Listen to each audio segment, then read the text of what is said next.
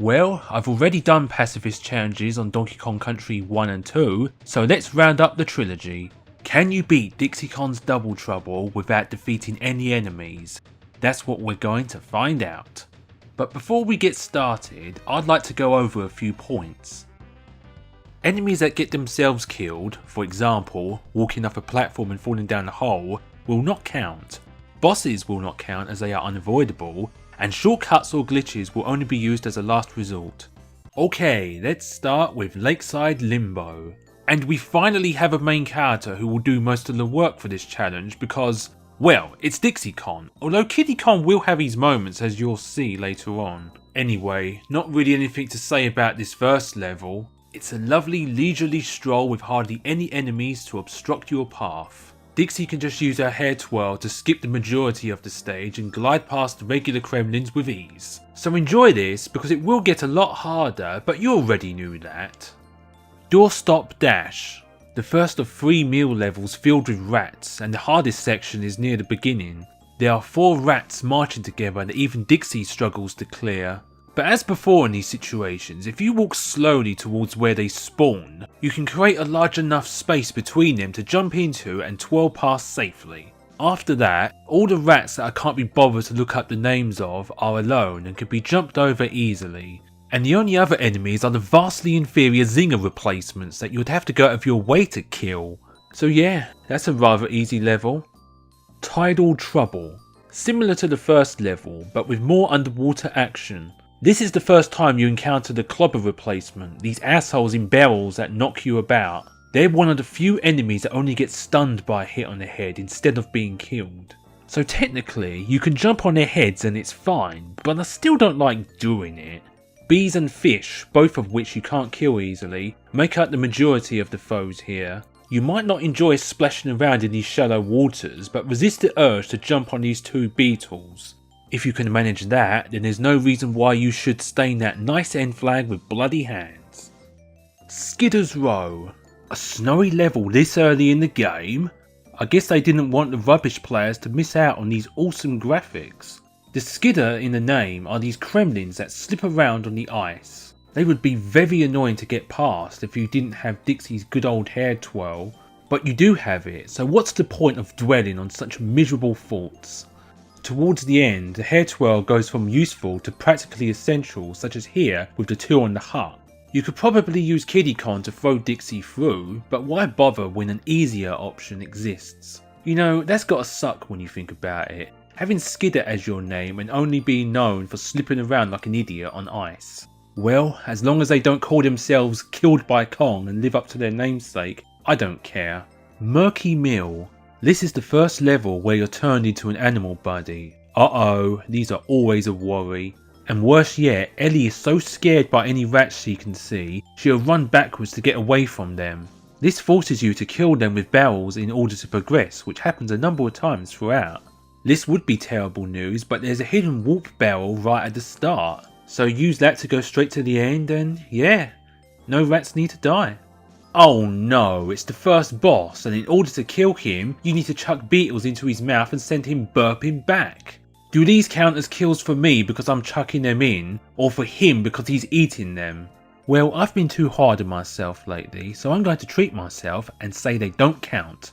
But if you're feeling the opposite way, it takes at least 2 beetles to make him burp himself to death. On to the second world, Kremwood Forest. The first level here is Barrel Shield Bust Up. The main enemy here are monkeys who throw nuts at you, who you can't kill. As for the foes you can kill, none of them have difficult placements. You barely have to play the level differently from normal, so I don't really know what else to say about it. Riverside Race. There's a timer in this level, but the only reason you need to beat it is if you want to save all the banana birds. This level features the first appearance of the new jumping Kremlins, who are even more annoying than the old ones. Their tails give you less time to run underneath when they're bouncing. Hope your reflexes are on top form. The only way I could get past this bit with 2 of them was with, damage boosting. I got hit by the bees as Dixie, then leapt over the first one as Kiddy using the post damage jump. Then ran through the second while the temporary invincibility was still in effect. Those bees force you to rush, whether you want to or not. Make sure you have Dixie for the end, you'll need to hair twirl over the 3 rats lumped together there. Squeals on Wheels. Why does that name strike such fear into my heart? That's why you need to kill these rats in order to open these doors. Pick a barrel up, chuck it at the rat and you can proceed. Ouch, that hurt me more than you. This is the gimmick of this stage. You'll be forced to kill quite a few of them to get to the end.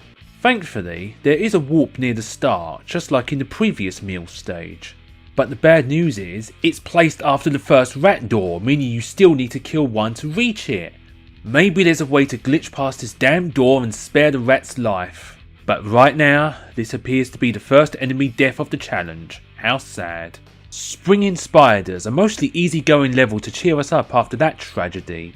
As the name suggests, the level is filled with jumpy spiders who are more friend than foe. They can't hurt you, you can't hurt them. They simply help you climb the massive tree. Most of the enemy placements aren't noteworthy, but there's one part that may cause you stress. They expect you to leap off this flying beetle or whatever it is to proceed. This is Kiddy Kon's chance to shine. Dixie won't be able to chuck him onto the higher branch, but he can get her up there.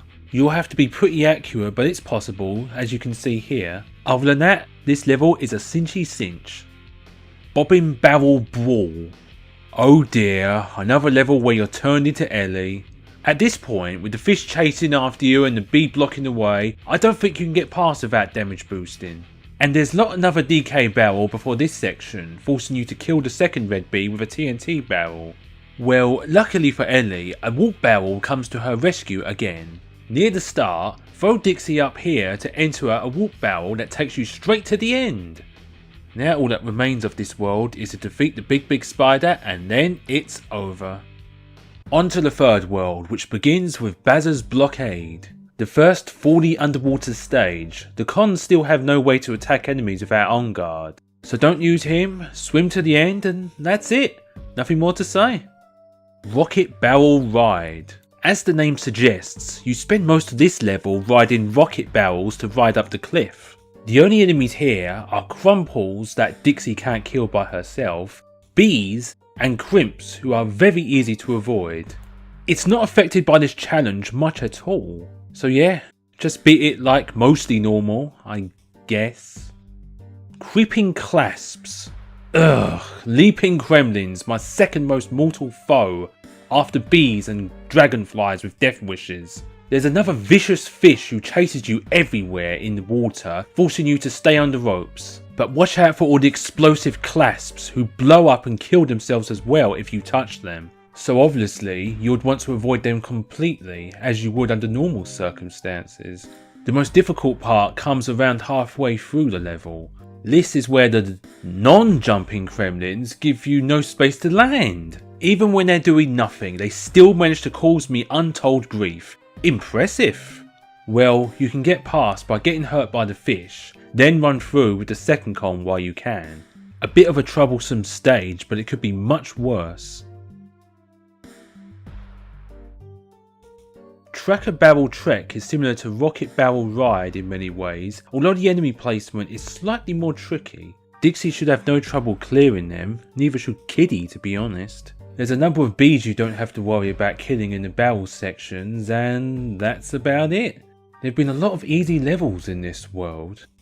But Fish Food Frenzy may spice things up by being perhaps the most controversial stage of this challenge. Here, an annoying fish follows you everywhere and he has to eat other enemies to keep him at bay. If he doesn't eat anything for a while, he'll bite the lead con and cost you a hit.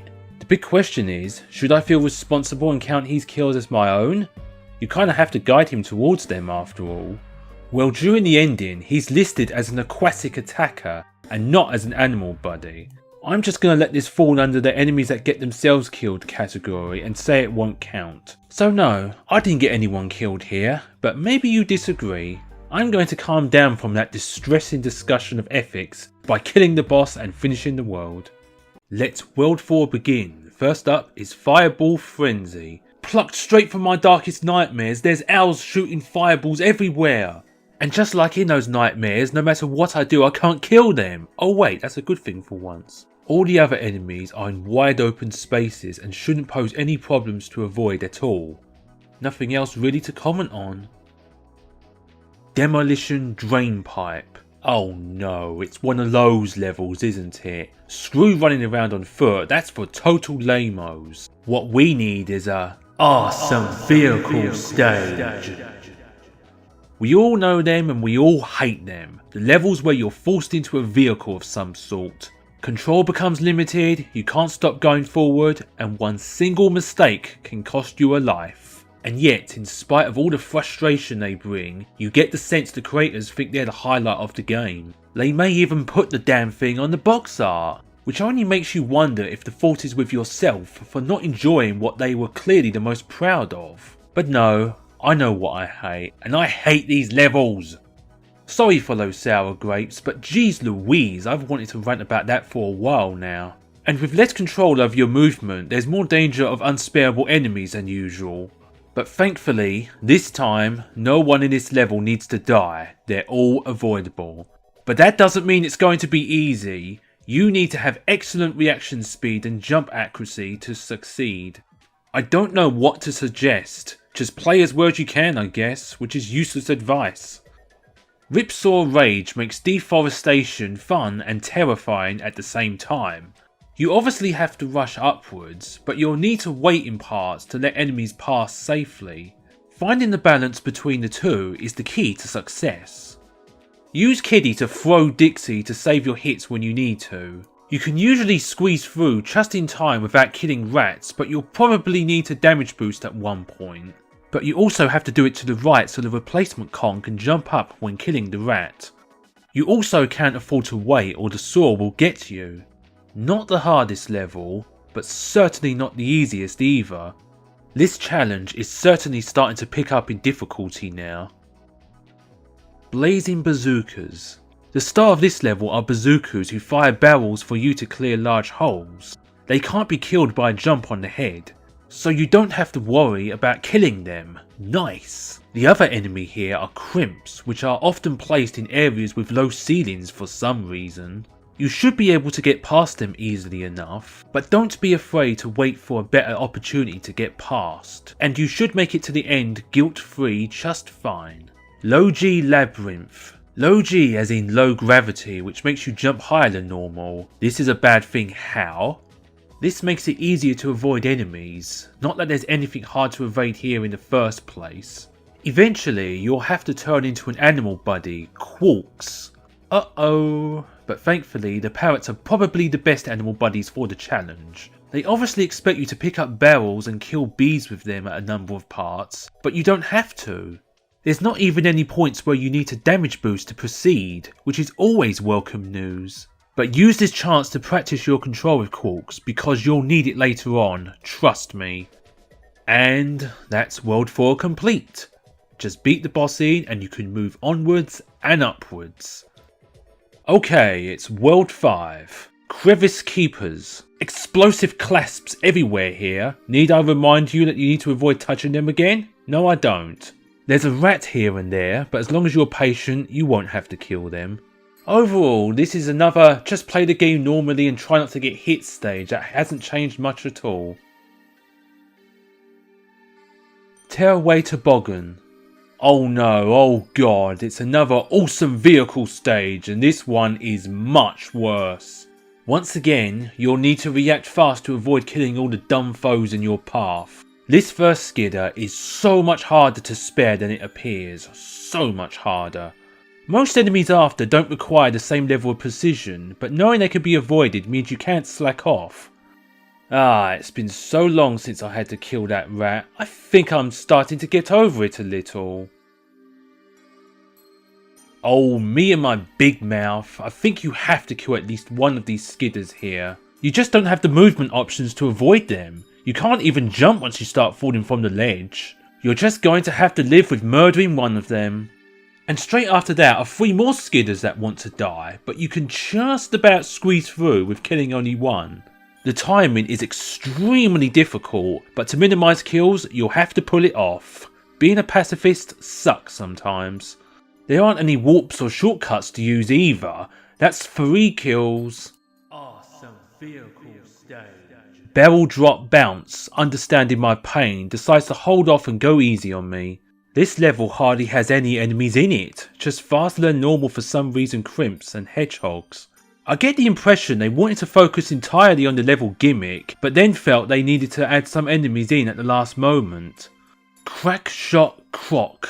A squatter level, oh goodness me. And for extra stress, a crosshair will try to set you in its sights and kill you throughout. Is this the first appearance of the Get Out Kremlin from Donkey Kong 64? Could be. Well, as much as I hate using Squatter for this challenge, he's actually well suited for it because he can build web platforms, then use them to get past almost anything. The crosshair is a pain, but if you keep on the move when it's about to fire, it shouldn't hit you. Oh look, jumping Kremlins showing up when I least want them to, as par for the course. Near the end, these two hedgehogs are a nuisance. They respawn if you go even slightly off screen, and the low ceiling disallows you from leaping over them. Either damage boost through or use your web platforms wisely. There's another group of leaping Kremlins afterwards, but when you're past that, the level is done and no one had to die. Lenguin Lunge. It has been the most stressful world yet, and it won't let up with its last level either. This is the first and last level with Lenguins who want to die like lemmings and slide around like penguins. When you don't care about killing them, they're forgettable foes, but when you can't, you'll have to be on your toes constantly to prevent yourself from stomping them. You can make progress jumping like this, but it makes me rather anxious. Check this out, I have to march with the penguins here. Now this really reminds me of that micro game from the first WarioWare. Be careful leaping over the Lenguin home holes. They may jump straight into you and die. Dixie's twirl will help you get by when the timing is right. This level doesn't seem too bad for most of it, but just you wait until you get to the end. Making it up this hill without killing any of them may be the most difficult challenge of the run yet. What? He was above me! How exactly did that kill him? This is what you'll have to do to make it up. Slowly make progress and trying not to land on any is very tough. Use the hair twirl to control your movement and do whatever you can to make progress, no matter how tiny. You'll have to take damage near the top to just about squeeze past with Kiddy, but it's extremely hard to do. Dang, can't believe I actually made it through that one. Now let's finish off the 5th boss and move on. What comes after 5? 6 of course.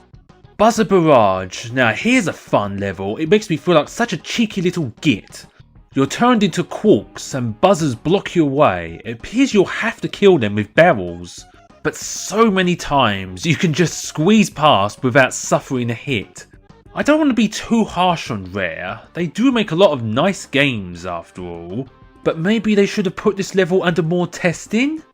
Oh well. I can't tell you how much joy this is bringing me. If I were to design this game with pacifism in mind, I'd probably implement this in some levels. It's why I love certain achievements in future games as long as the challenges they bring are good. I think you can get past this bee without taking damage, but there's a DK barrel soon after, so it doesn't matter. This is the most difficult bee to skip over, and I thought it was impossible to do so at first. You can't drop from the top of the wall, even though it looks like you could. And you can't damage boost through because the line of bees after requires you to save it for that. That's how you get past, and it's so much more difficult than it may look. There's a DK barrel after the line, so you can restore the lost hit almost straight away. There's one more bee after that, and he too can be skipped. Man, with levels like this and Lenguin Lunge completed this way, I'm feeling so proud of how this is turning out. Confused Cliffs. Confused is right, I don't remember this level at all. This game is so oddly forgettable. The whole level is just climbing up a super long rope that's been set on fire. You can't attack when climbing, so you don't have to worry about killing enemies. No need to go over it any further. Whoops! Try not to do that. Take care of yourself as well, not just your enemies. Floodlit Fish. It's an underwater stage, but this one has you turn to Engard who can kill underwater foes. As we've seen in the previous game, he's a bloodthirsty monster who automatically attacks any enemies that get close to his face. But as he's a fast swimmer, you should be able to get him through without killing anything. As you can see, it's very dark. Attack the yellow flounders to light up the area. It doesn't kill them, but I don't feel good about doing it. These two clowns are hard to sneak by without igniting Engard's bloodlust. So take the path above the flounder instead, it's much easier. This level had the potential to be a nightmare, one with more fish and less owls carrying firearms, but it turned out to be perfectly fine. Now get me out of these dark, depressing waters! Ah, thank you very much. Pothole Panic. There are a lot of animal buddies in this level, but you only ride them instead of turning into them. This means Squawks is the only one that you must use. I think you have to damage boost to get through here. After this, Squawks drops you into water. You can find Engard here, but there's no need to ride him at all, so don't bother. You won't have to worry about killing any of the underwater enemies. Ellie's waiting for you after that section, but you can just ignore her. And finally, there's Squatter, who can just choose not to kill the one enemy he can kill, this Robin. Phew, that level had disaster written all over it, but it turned out fine. Ropey Rumpus. Another level spent mostly on ropes. As already stated, you can't attack from ropes, least of all bees. So yeah, nothing to say here at all. Wrap up World 6 by defeating the boss and it's time to storm K-Rool's base. It's the final regular world, starting with Convoy Rope Clash. Another level focused on ropes, and these ones move you along when you're holding on to them. Some of these level gimmicks are really lame.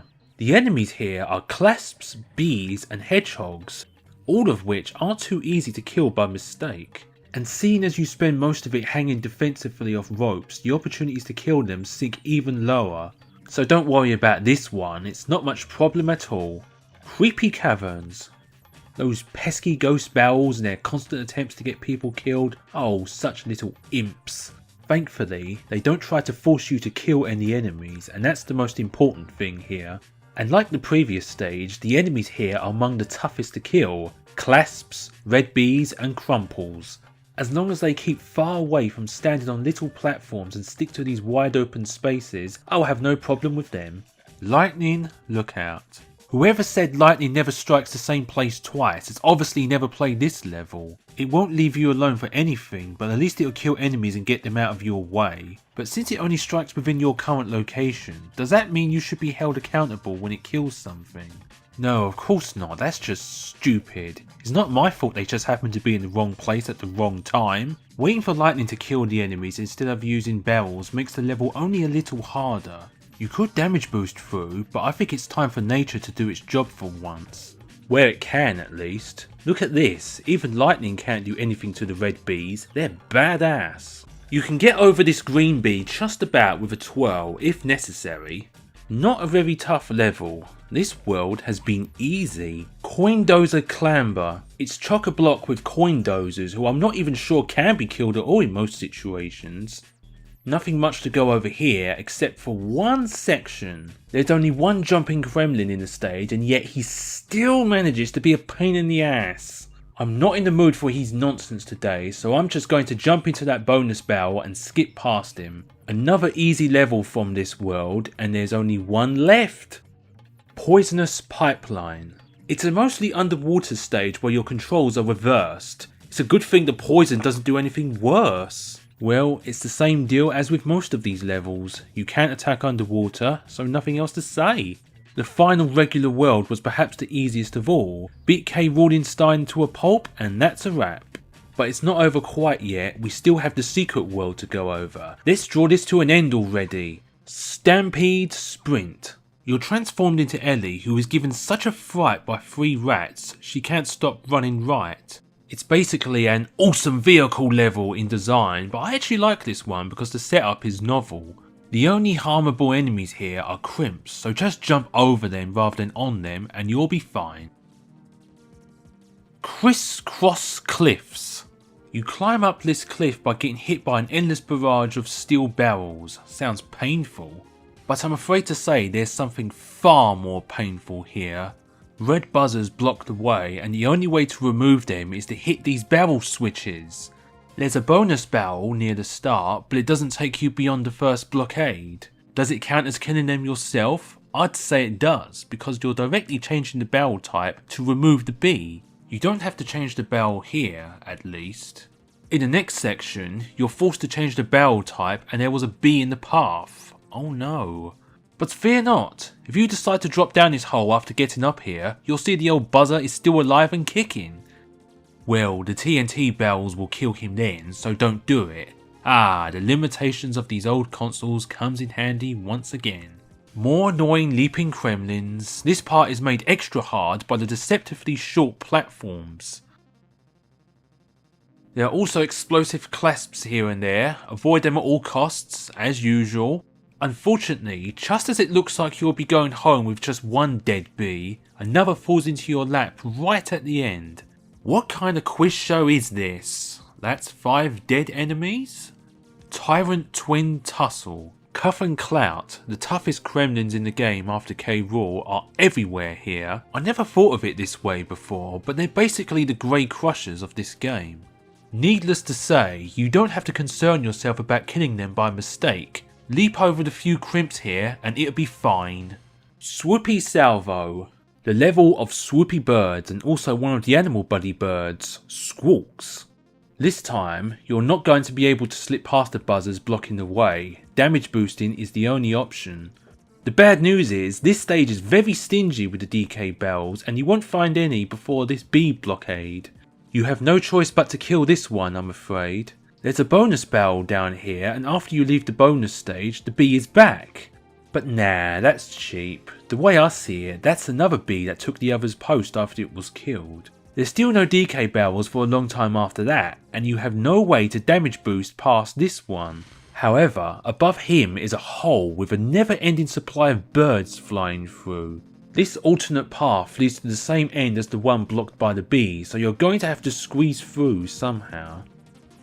I cannot stress enough how difficult it is to do.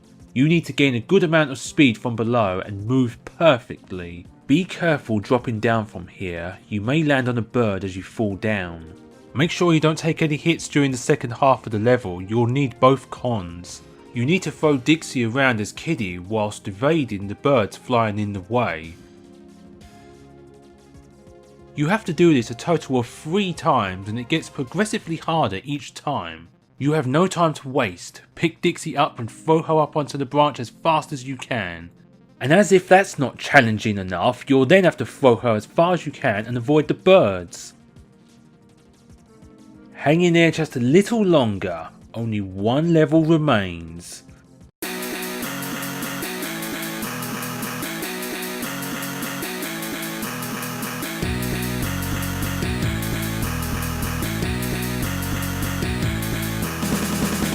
Rocket Rush, the final level of the game and the final level of the original DKC trilogy, and my god, they left the hardest level until absolute last. I think this stage might be even harder than Platform Perils from the first game.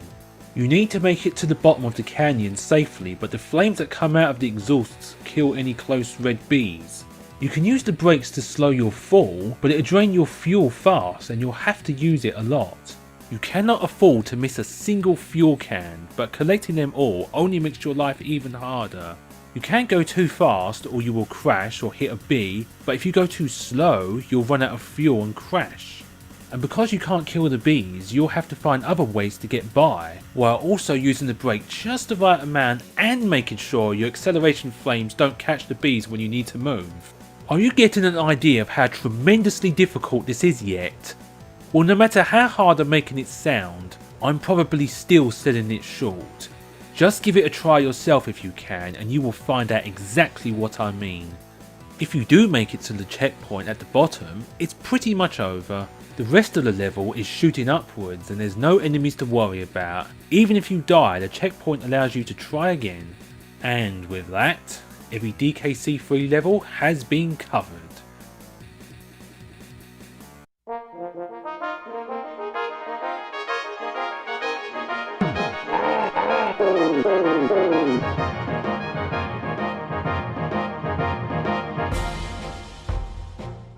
But before we put the lid on this video, I want to go over some corrections and other notes for the previous two challenges. If you die in either of the minecart levels but reach the checkpoint, press Y and B as you retry the level, then keep pressing them and you'll keep jumping in the air like this.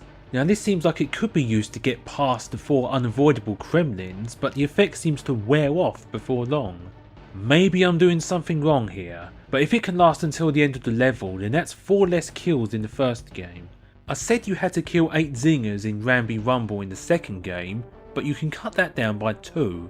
You only have to kill 1 instead of 2 here, as I originally thought. Also, the same deal here at the end of the level. In Toxic Tower, you can squeeze through this zinger without taking a hit, meaning you don't have to kill him after all. If you aim your shot here in Fiery Furnace Dry, you can damage boost past the dragonflies safely. And finally, if you attack while charging with Ramby in the air, you can skip these zingers in Animal Antics. So it is possible to beat the Lost World without killing any enemies, huh. Now that I've finished this trilogy, does that mean I'll be attempting this challenge with Donkey Kong 64 next? How about no?